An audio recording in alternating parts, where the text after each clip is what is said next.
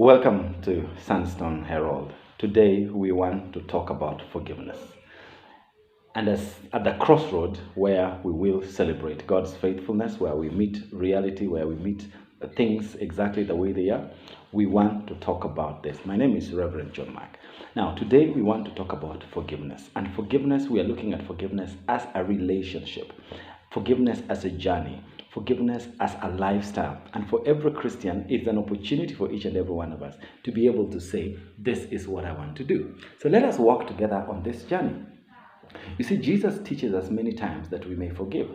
Because in forgiving, we forgive not because we deserve it, but because our Father has forgiven us. Paul talks about forgiveness and he says, forgive just like your Father has, God in Christ has forgiven you. So it is not our choice, it's not a willingness, it's not a feeling. It's important we understand what forgiveness is. So I want to break it down a little bit so that we begin to understand the journey that forgiveness requires. And this is at a cross level, at personal level, at family level, at relationship, interfamily, even at clan and even tribe and even a national level. This is even at global level. There is no way two people can work together unless they agree. And that agreement is forgiveness. Willing to say, I am sorry, willing to say, I forgive you, willing to say, walk with me. So let us break this down so that we actually look at forgiveness as a relationship at personal level.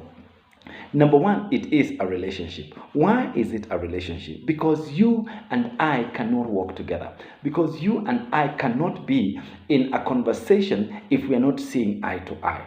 And you see, when we are relating in terms of forgiving one another, it means I'm accepting I'm not perfect, you're not perfect, you will make mistakes, I will make mistakes. Sometimes we gladly say mistake is human, but God is great, and He's saying human beings who make mistakes can still afford to live together, work together, enjoy each other's fellowship. But that cannot happen until you are willing to forgive, to accept that you are not perfect and I'm not perfect. And I want to hold your hand and I want you to hold my hand. So it is a relationship. It's a journey that we are going together. Number two, it's important to understand that forgiveness is not just a relationship, but it's a journey.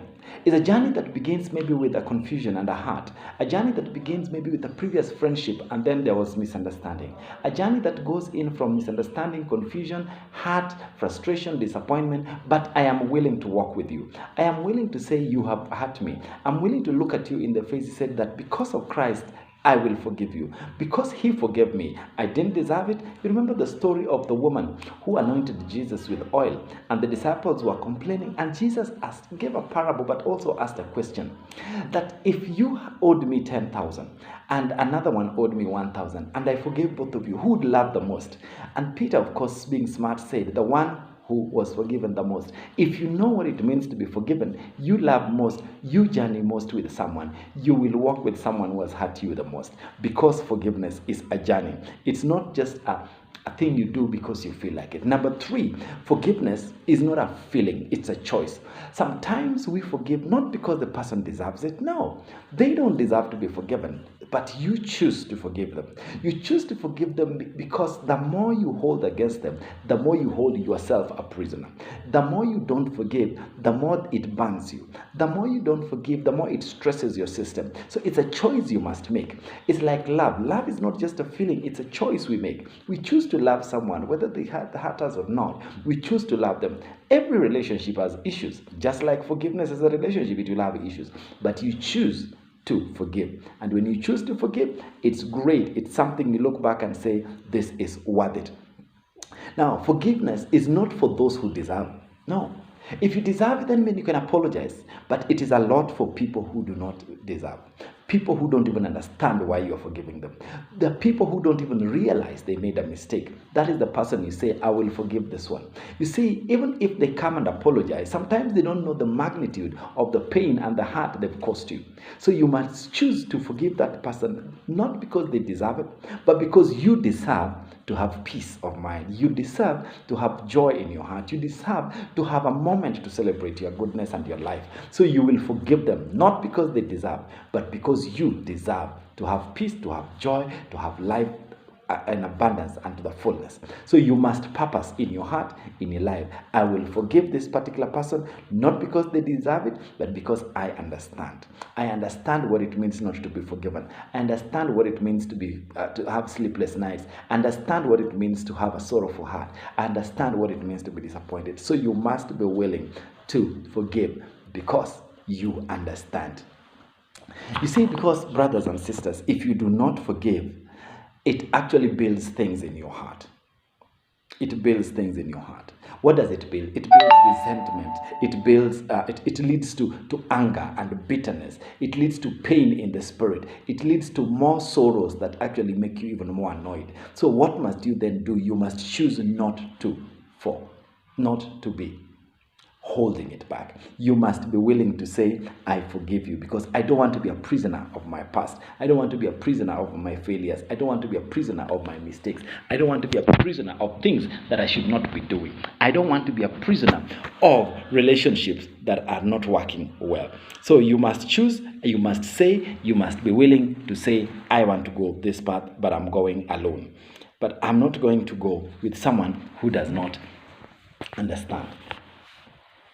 I will go with you because I'm trying to make you understand that I am not going to be a prisoner of lack of forgiveness. I'm not going to be a prisoner of anger and bitterness. I'm not going to be a prisoner of spiritual separation, because the truth is this: you cannot pray with someone. You know, one preacher once said that it is impossible for you to be holding grudges against someone and pretending to be a Christian. You cannot say our Father who art in heaven with someone that you actually consider your enemy. You actually consider is a child of the devil. So there is no way both of you can say our Father who art in heaven. You cannot say lead us not into temptation, and right here there is temptation between the two of you. So I do not want to be a held prisoner. So forgiveness therefore makes you lack of forgiveness makes you a prisoner.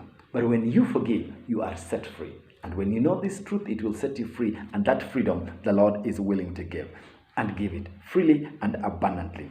You see, brothers and sisters, forgiveness, the Bible actually tells us, it gives us an opportunity to let go. Now, this is what is said about people, that whoever controls you, whoever controls your emotions, controls your joy, your peace, your anger, your bitterness, your frustrations, controls you. Whoever determines how angry you can get, when you see someone you get so angry, that person controls you. So forgiveness is letting go of control of who you are in the hands of someone else. You must not let someone else control your life, your future, your destiny, everything that you are. Why? Because that's what forgiveness does. It means you're putting your life in the hands of somebody else. You become a prisoner of someone else. Because there are people that when you see them, you get angry. When you see them, you get bitter. When you see them on TV, you change the channel. That person is controlling you. It's controlling what you watch. It's controlling what you hear. It's controlling how you feel. So do not be a prisoner of this person, but let go. Take control back of who you are. And how do we best do that? By letting go that person and forgiving them and letting the bitterness and the anger go. It is important we learn to do that. Now, this is what Jesus taught, and this is important for us to understand, that forgiveness, when your brother has something against you, that's what the Lord said. It's him with something against, not you having something against him. It is him having something against you. And you are at the altar about to offer sacrifice. He says, let the sacrifice there. Go ask, reconcile, then come back. Now, what exactly does that mean? It means that person is controlling you.